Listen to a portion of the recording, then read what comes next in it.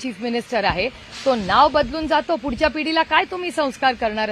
हे महाराष्ट्राचं आणि भारताचं राजकारण आहे की या देशाच्या होम मिनिस्टर, ज्या होम मिनिस्टरला जे या देशात नियम कायदे लावतात त्या होम मिनिस्टरलाच भेटायला तुम्ही असं करून जाता, नाव बदलून जाता, चुकीचं बुकिंग करता? हे संस्कार आणि हा नियम कायदा, हा देश संविधानाने चालतो, संविधानाच्या चौकटीत ह्याला जागा नाही.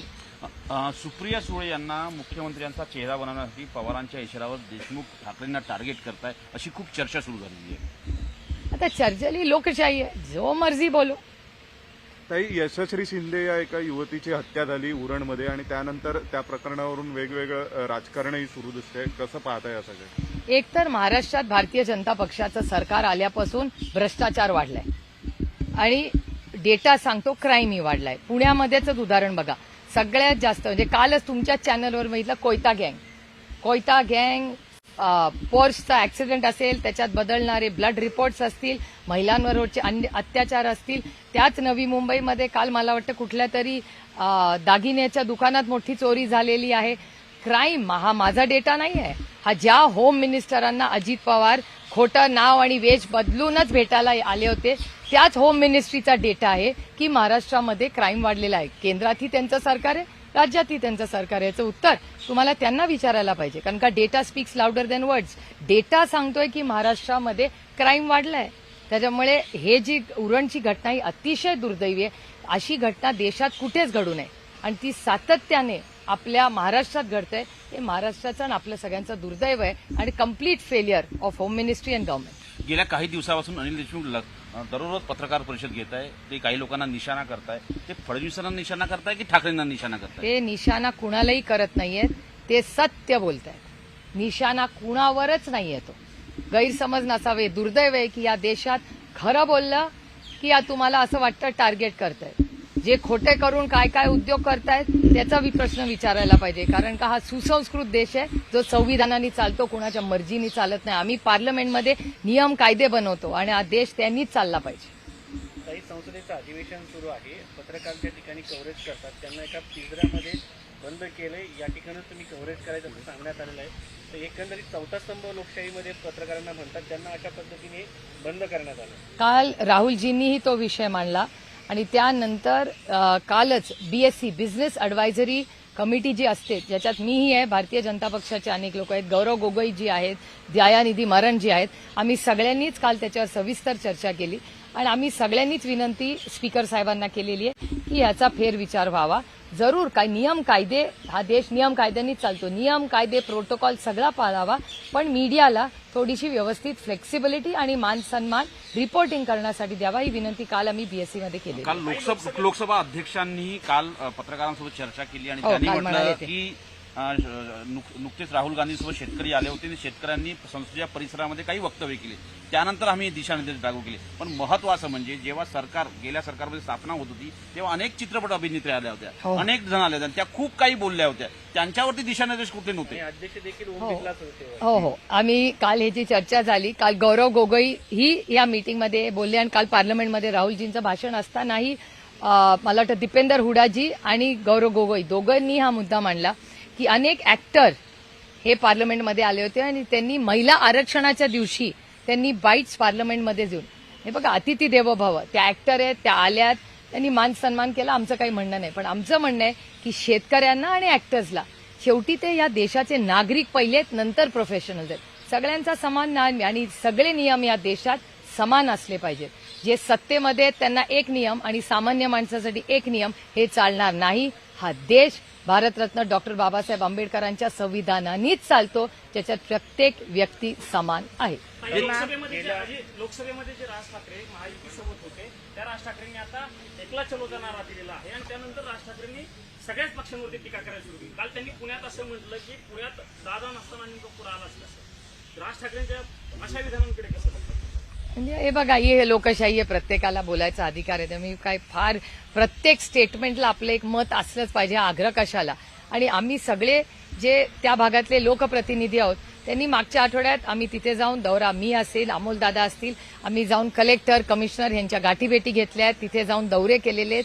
आमचे सगळे सहकारी पदाधिकारी धावून तिथे मदतीला गेलेत. मी स्वतः मोहोळांशीही बोललेले, जरी ते तिथले वेगळ्या विचाराच्या पक्षाचे खासदार असले तरी आज ते केंद्रात मंत्री आहेत. त्यांच्याशीही सविस्तर मदत करून आम्ही कुठल्याही पुण्याच्या पुरामध्ये राजकारण आणणार नाही. आता लोकांना मदतीची गरज आहे, त्याच्यात लक्ष घालून. पण जे लॅप्सेस आहेत त्याबद्दल महाराष्ट्र सरकार आणि पुण्याच्या प्रशासनाला उत्तर द्यावंच लागेल. कारण का मी त्याची इन्क्वायरी मागितलेली आहे की जेव्हा पाणी सोडलं खडकवासला धरणातून तेव्हा लोकांना सांगण्यात का नाही आलं. आणि एवढी मोठी गॅप, जे मी मोहोळांचेही आभार मानते की त्यांनी मान्य केलं की इरिगेशन खातं आणि पुणे म्युनिसिपल कॉर्पोरेशनचा मिसकम्युनिकेशनमध्ये झालंय. याचं उत्तर महाराष्ट्राच्या प्रशासनाला आणि सरकारला द्यावं लागेल. कारण का केंद्राचा मंत्रीही विचारतोय. मोहोळ आज फक्त महाराष्ट्राचे नाहीयेत, देशाचे मंत्री आहेत. त्यांनी हा प्रश्न उपस्थित केलाय, त्याबद्दल मी त्यांचे आभार मानते. रेल्वे अपघातांची संख्या मोठ्या प्रमाणात वाढली आहे. आज देखील झारखंडला अपघात झाला, गेल्या आठवड्यात दिब्रुगडला झाला होता. रेल्वे अपघातांची दिवसेंदिवस संख्या वाढत आहे. या सुरक्षेच्या मुद्द्यावरून तुम्ही काय बोलला? नाही, रेल्वेवर डिस्कशन आहे. योगायोगाने आजच ते सुरू होणार आहे. आणि अनेक वेळा आमचं म्हणणं आहे की तुम्ही फंडिंग बद्दल बोलता. ती कुठली मोठी ट्रेन त्यांनी सुरू केली आहे, वंदे भारत. तर ते वंदे भारतचे कोचेस मोठे मोठे व्हायला लागलेत, पण जर सुरक्षितता त्याच्यात नसेल तर काय उपयोग त्या वंदे भारतचा. आणि ते बुलेट ट्रेनचं तर ऐकून ऐकून आम्ही थकून गेलो. कोणी मागत पण नाहीये ती बुलेट ट्रेन.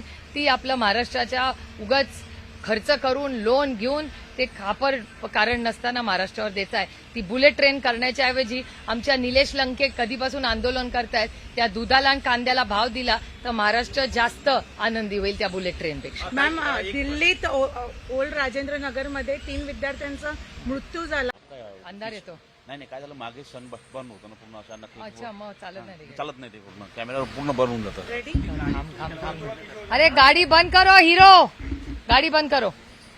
किसका गाड़ी?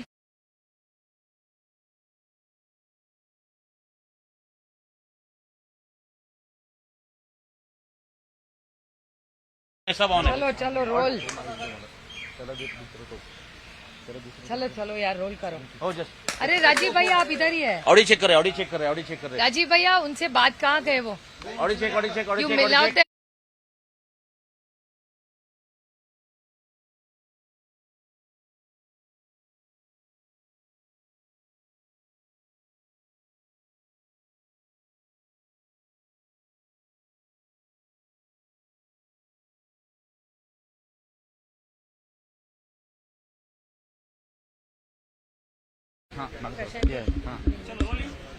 चलो चलो यार, रोल. भारतीय जनता पक्ष हे सावरकरांच्या नावावरती रणनीती निश्चित करताय विधानसभा निवडणुकीसाठी. तो त्यांचा अंतर्गत प्रश्न आहे ना, कसं काय राजनीती करायची भारतीय जनता पक्षाचा अंतर्गत प्रश्न आहे. अजितदादा काही दिवसांपूर्वी दिल्लीत आले होते. त्यांनी पत्रकारांशी काही गप्पा मारताना काही खुलासे केले होते. त्या अनुषंगानं संजय राऊत यांनी सकाळी पत्रकार परिषदेमध्ये म्हटलेलं आहे की हा देशांतर्गत सुरक्षेचा प्रश्न, याची चौकशी झाली पाहिजे. नाही, चॅनल्स आणि खरं तर वर्तमानपत्रात मी बातमी अशी वाचली की महाराष्ट्राचे लीडर ऑफ ऑपोजिशन म्हणजे LOP, लीडर ऑफ ऑपोजिशन नाव बदलून आणि वेषांतर करून दिल्लीला यायचे, असं त्यांनी स्वतः खुलासा केलाय. मला 3-4 प्रश्न अतिशय विनम्रपणे विचारायचे आहेत. एक तर तुम्ही LOP होता, LOP असताना तुम्ही अमित शहांना का भेटत होता? ते पण तुम्हीच कबूल करता की तुम्ही चोरून भेटत होता. म्हणजे तुम्ही लीडर ऑफ ऑपोजिशन असताना महाराष्ट्राला कॉम्प्रोमाइज करत होता. एकीकडे तुम्ही भारतीय जनता पक्षाचा विरोध करत होता आणि दुसरीकडे तुम्ही अमित शहांची बॅकडोर गोष्टी करत होता. म्हणजे तो लीडर ऑफ ऑपोजिशन त्या पदाचा आणि महाराष्ट्राची तुम्ही बेईमानी केली असा त्याचा थोडक्यात अर्थ होतो. हा पहिला मुद्दा. दुसरा मुद्दा, ते तुमच्या चॅनलकडून असं आलं, खरं खोटं मला माहिती नाही, की ते सातत्याने नाव बदलून येत होते. हा या देशामध्ये नॅशनल सिक्युरिटीचा इश्यू आहे. आपल्यासारखे लोक किंवा तुम्ही सगळे, तुमचा कॅमेरामॅन जर उद्या मुंबईला जायला निघाला, त्याला आधार कार्ड लागतं. त्याला दुसरं नाव घेऊन जाता येईल का एअरपोर्टला? तर नाही. पण एका राज्याचा लीडर ऑफ ऑपोजिशन नाव बदलून बुकिंग करतो, एअरपोर्टला जेव्हा जातो तेव्हा त्याचं आधार कार्ड त्या नावाला मॅच होतं का?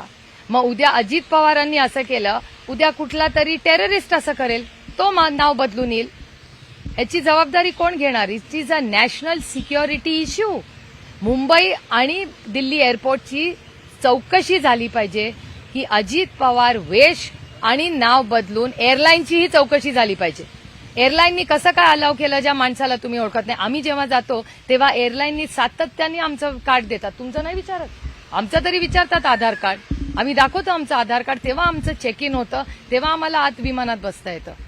त्याच्यामुळे नाव बदलून, वेश बदलून एअरलाईनची चौकशी झाली पाहिजे, एअरपोर्टची चौकशी झाली पाहिजे आणि सिव्हिल एव्हिएशन मंत्रालयाने ह्याचं उत्तर दिलं पाहिजे की एवढा मोठा लॅप्स झालाच कसा. हा आज अजित पवार अमित शहाना भेटायला येत होते, उद्या कुठली तरी टेररिस्ट येईल, त्याची जबाबदारी कोण घेणार? एवढा लॅप्स आहे. सगळ्यांची कुटुंब या विमानांनी फिरतात, काहीच अकाउंटेबिलिटी नाही या देशामध्ये. आणि माझा एक प्रश्न आहे की अजित पवार असे चोरून का अमित शहाना भेटायला येत होते? असं काय शिजत होतं? म्हणजे चोरून भेटायची आणि तुमच्याच ह्याच्यात आलंय की 10 वेळा आले. आणि गंमत अशी आहे की 2 जुलैला अजित पवारांनी शपथ घेतली, त्याच्या 5 दिवस आधी मध्य प्रदेशमध्ये माननीय आदरणीय प्रधानमंत्र्यांनी एक भ्रष्टाचाराचा बँकेचा आरोप त्यांच्यावर केला. म्हणजे एकीकडे 5 दिवस आधी माननीय प्रधानमंत्री अजित पवारांनी त्यांच्या काही सहकाऱ्यांवर आरोप करत होते आणि दुसरीकडे त्याच्या आधी 10 वेळा, हा तुमचाच शब्द आहे माझा नाही, 10 वेळा अमित शहांना अजित पवार भेटत होते. म्हणजे एकीकडे प्रधानमंत्री भ्रष्टाचाराचे आरोप करत होते आणि दुसऱ्या बाजूला अमित शहाजी नेगोशिएट करत होते. न खाऊंगा न खाणे दूंगा. मग हे वॉशिंग मशीन नाही झालं म्हणून तर लोक म्हणतात की भारतीय जनता पार्टी ही भ्रष्ट जुमला पार्टी आहे. ते वॉशिंग मशीनमधून लोकांना आरोप खरे होते का खोटे होते मला माहिती नाही, याचं उत्तर फक्त देवेंद्रजी देऊ शकतात, कारण का आरोप देवेंद्रजींनी आणि माननीय प्रधानमंत्र्यांनी केले. या प्रकरणी काही मागणी संसदेमध्ये केली जाणार आहे का? याच्यामध्ये शरद पवार साहेबांनी देखील आम्हाला सांगितलं होतं आणि ते देखील सहभागी होते. आता ते सहभागी होत नाही भाजपसोबत येण्यासाठी. तर एकंदरीत अजित पवार हे एकटेच निगोशिएट करत होते हे स्पष्ट होत आहे. म्हणजे पवारांचं नाव चर्चेसाठी सहभागी आहे असं वारंवार बोललं जातं. शरद पवार हे चर्चेत सहभागी होते पण शेवटी त्यांनी पायमागे घेतली अशी चर्चा होत होती. आता तुमच्या प्रश्नातच माझं उत्तर आहे ना. जर पवार साहेबांना माहिती होतं तर मग 10 वेळा चोरून यायची गरजच नव्हती. ते दिल्लीत विमानात ऑफिशियली ताट मानेनी अजित पवार नावून बुकिंग करू शकले असते. कशाला दिल्लीला चालला? 6 जनपथला चालले. What is the problem? त्यांच्या काकाचं तर घर होतं. दिल्लीला चोरून येण्यासारखं काय कारण? आणि दिल्लीला काय फक्त एकटे शरद पवार राहत नाही, बरेच लोक राहतात, कुणालाही भेटायला येऊ शकत होते. मोठे लेखक राहतात, मोठे पत्रकार राहतात, त्याच्यात काय? दिल्लीमध्ये यायला चोरी कुठली? या सगळ्याची तुम्ही संसदेमध्ये चौकशी करण्याची मागणी करणार आहात का? जरूर. मी सिव्हिल एव्हिएशन मंत्र्यांना जरूर विचारणार आहे की सिक्युरिटी लॅब्स याचं उत्तर आम्हाला सिव्हिल एव्हिएशन मंत्रालयाने द्यावं, एअरलाईननी द्यावं आणि एअरपोर्टनी द्यावं. आज हे अजित पवार आहेत, त्यांच्या पॉलिटिकल स्वार्थासाठी त्यांनी नाव बदललं, पण हे आपले संस्कार आहेत. पुढची पिढी काय समजेल की या राज्याचा लीडर ऑफ ऑपोजिशन जो आज डेप्युटी चीफ मिनिस्टर आहे तो नाव बदलून जातो. पुढच्या पिढीला काय तुम्ही संस्कार करणार? हे महाराष्ट्राचं आणि भारताचं राजकारण आहे की या देशाच्या होम मिनिस्टर, ज्या होम मिनिस्टरला जे या देशात नियम कायदे लावतात त्या होम मिनिस्टरलाच भेटायला तुम्ही असं करून जाता, नाव बदलून जाता, चुकीचं बुकिंग करता. हे संस्कार आणि हा नियम कायदा, हा देश संविधानाने चालतो. संविधानाच्या चौकटीत ह्याला जागा नाही. सुप्रिया सुळे यांना मुख्यमंत्र्यांचा चेहरा बनवण्यासाठी पवारांच्या इशाऱ्यावर देशमुख ठाकरेंना टार्गेट करताय अशी खूप चर्चा. त्याच्यानंतरच काल बुलडोझर चालवले गेले. किती हे फ्युचर आहेत देशाचे आणि तेच स्वतः प्रश्न चिन्हामध्ये त्यांचा फ्युचर आहे. नाही, अर्बन प्लॅनिंगमध्ये स्मार्ट सिटी नावाचा जो एवढा मोठा उपक्रम केंद्र सरकारने सुरू केला, मला आठवतं व्यंकय्याजी जेव्हा यूडी मिनिस्टर होते तेव्हा स्मार्ट सिटी म्हणून एक खूप चांगला कॉन्सेप्ट व्यंकय्याजीने आणला होता. पण या सरकारने 10 वर्षात काय केलं? पुणे कोठे स्मार्ट झालं का? दिल्ली कुठलं शहर स्मार्ट झालं मला सांगा. पण त्यात काही महाराष्ट्राचे पण विद्यार्थी हजारोंमध्ये तिथे ओल्ड राजेंद्र सगळेच नगरमध्ये राहतात. शिकतात आणि तर तुम्ही भेटायला जाणार, हो, visit अर्थातच करणार. आम्ही माहिती त्याची कालच घेतलेली आहे. काल आम्ही यूडी मंत्र्यांशीही बोललो की नक्की ह्याचं काय प्लॅनिंग आहे. आम आदमी पक्षाशीही आम्ही कॉन्टॅक्ट केलेला आहे की बाबा ते इथे प्रशासनात आहेत तर नक्की काय ह्याचं आम्हाला माहिती द्या. तर संजय सिंगजींची कालही माझं या सविस्तर याबद्दल बोलणं झालं. महायुतीमध्ये राज ठाकरे हे तिसरा भिडू ठरण्याची शक्यता आहे, कारण त्याची चर्चा सुरू झालेली आहे. अजित पवार बाहेर पडताय का? राज ठाकरेंचा समावेश महायुतीत होतो का? आता तो त्यांचा अंतर्गत प्रश्न आहे. त्यांच्या घरात हमको क्यू झाके. आम्ही आमचा अलायन्सचा बघतोय, दुसऱ्यांना ते त्यांचं बघतील. ही लोकशाही आहे. चालेल. Thank you very much. थँक्यू.